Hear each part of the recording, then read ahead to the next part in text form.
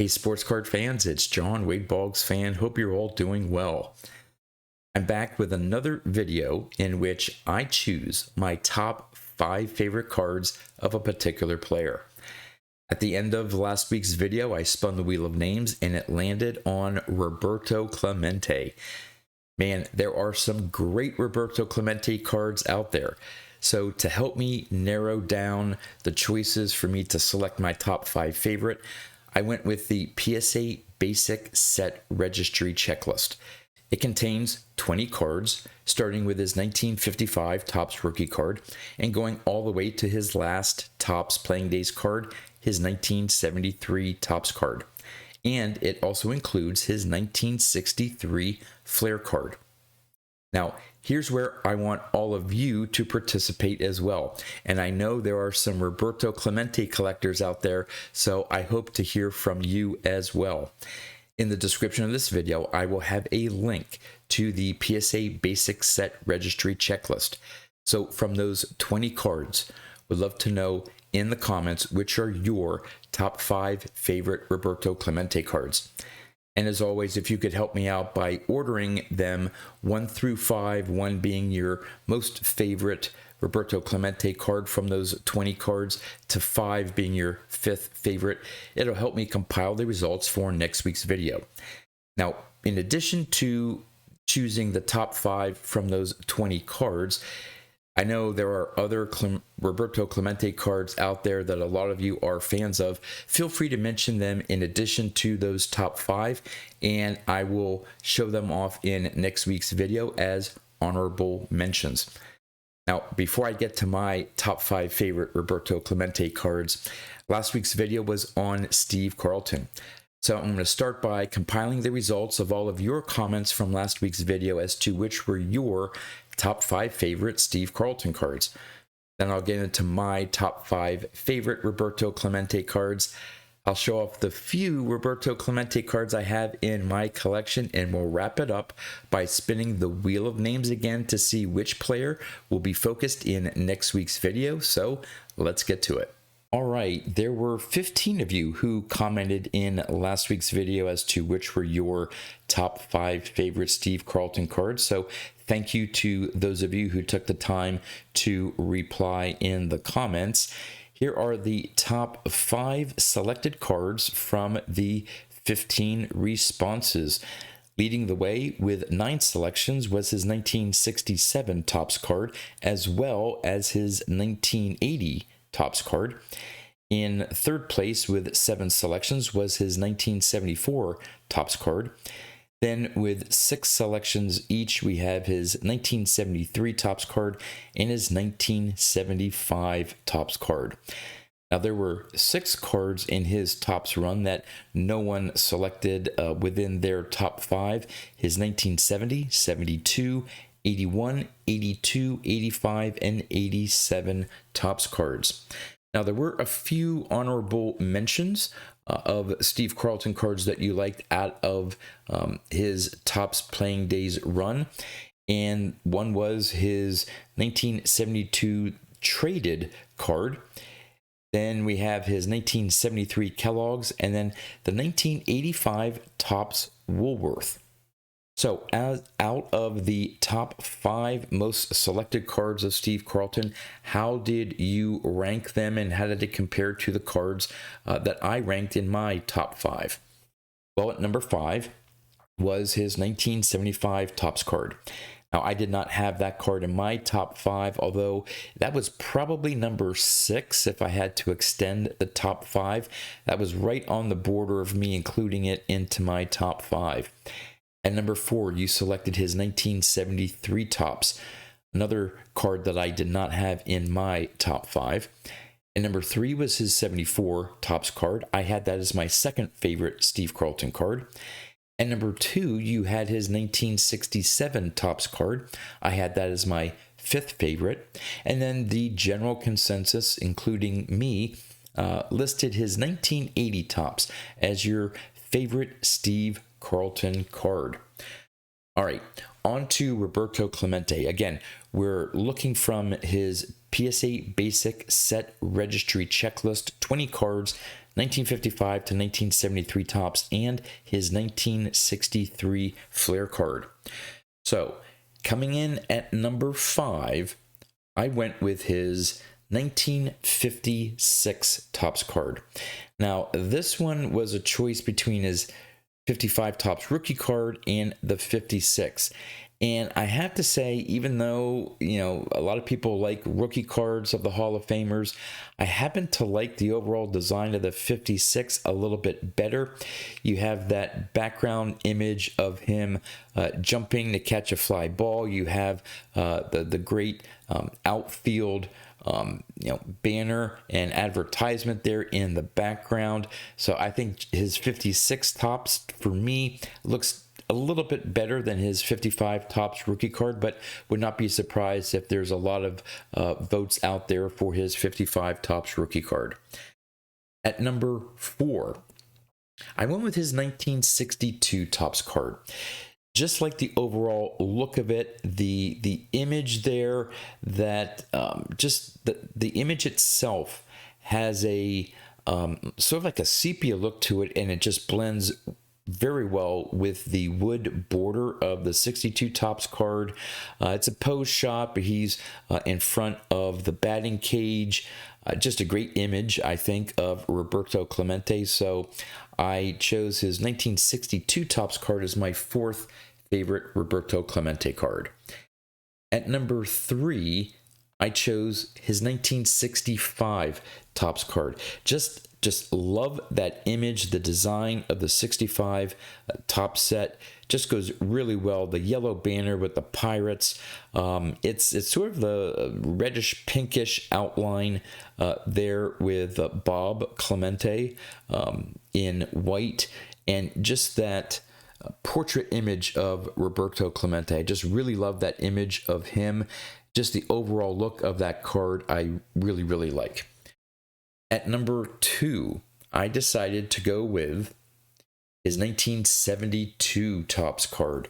Just love the color combination there with the pirates, with the hint of, it's not quite yellow, it's a little orange, but I think it goes well with the overall image of Roberto Clemente, and just the fact that he's sort of tossing the ball in the air.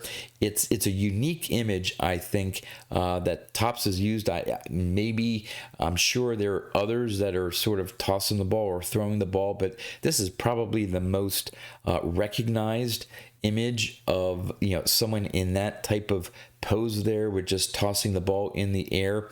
Just a great image there of Roberto Clemente and the overall design of the 72 top set. And at number 1, which I think may not be the number 1 for everyone, but I think is going to have a strong showing in all of your top 5, has to be his 1971 tops card. Just the color match itself, the black border, the yellow pirates, perfectly matching the Pirates uniform. Roberto Clemente there in an orange font. Just that image there of him holding out the bat. You got the stadium in the background. Just there's so many things going on with this card that I absolutely love. So I chose for my most favorite Roberto Clemente card his 1971 tops card. All right, let's get to showing off the few Roberto Clemente cards that I have in my collection. Now, for the longest time, I didn't have any graded Roberto Clemente cards in my collection. I think the ones that I do have now, I picked up over maybe the only last year and a half. The first one here is his 1962 tops card. Picked this one up at last year's Strongsville show, along with the 1957 tops Ted Williams. I think that was actually a combo deal. I think I picked up both from the same seller and got a pretty good deal on it. Love the centering on that. Here is the back to it. Bob's lucky number is 3. Roberto tied a National League record by getting 3 which should be triples, a little typo there, 3 triples in a game in 1958. Wow, 3 triples in one game. You don't see that very often. There's his 62. Tops. Next one I have is the first graded Roberto Clemente card I added to my collection is 1967 Tops card. Here is the back. Three-time National League batting champion at the time. Leading offensive player. He led the Pirates in runs batted in, doubles, triples, and total hits the previous season in 1966. Next, I have his 1969 Topps card.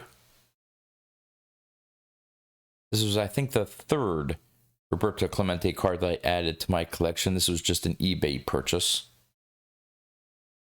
And here is the back. Nice and bold.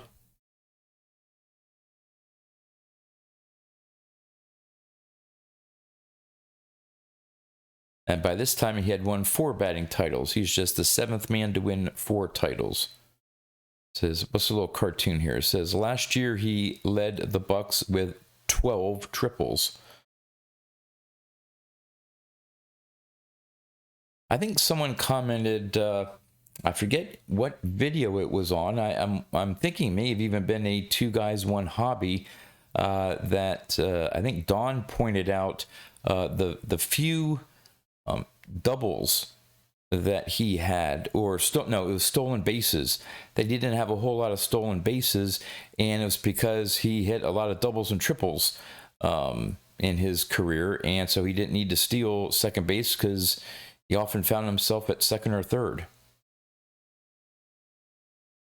And the last graded Roberto Clemente card I have in my collection is his 72. I still really want to get his 71 Topps card. I was looking at some 71s and 72s, and this one popped up and was a little bit more affordable than his 71, so I picked this one up. I think it's a really nice example.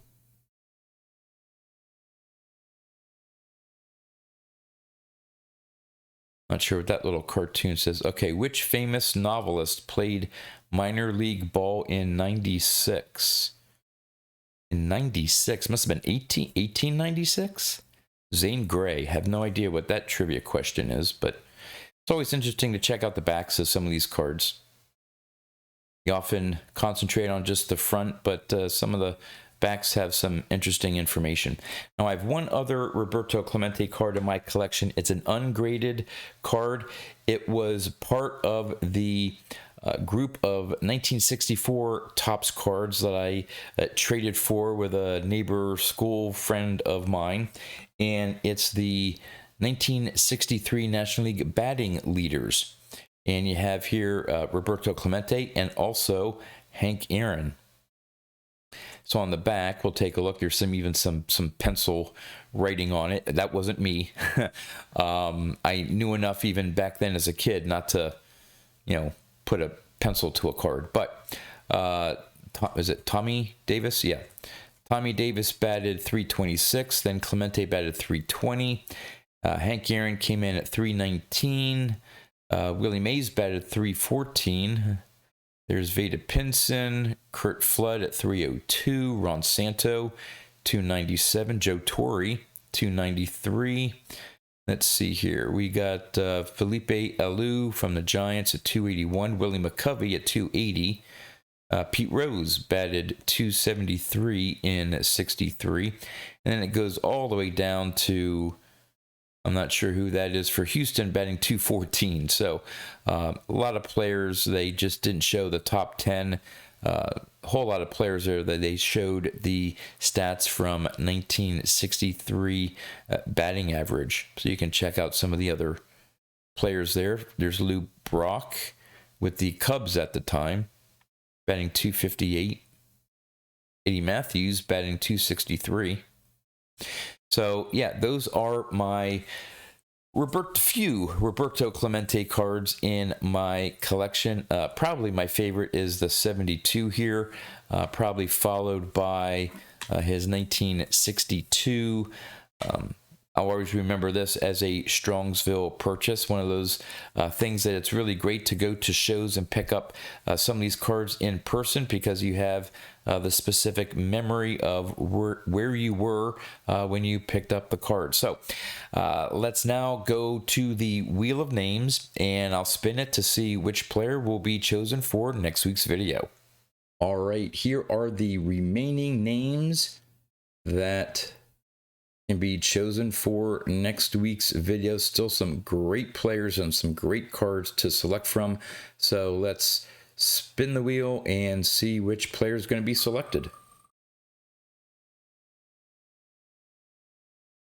And it's going to be Reggie Jackson. Oh, this one's going to be tough as well. All these players on my Wheel of Names here have some great cards, but this should be a really good one next week. Reggie Jackson. And again, another reminder, in the comments of this video, would love to know which are your top 5 favorite Roberto Clemente cards. And with that, that's all I have for you. So until next time, thanks for watching.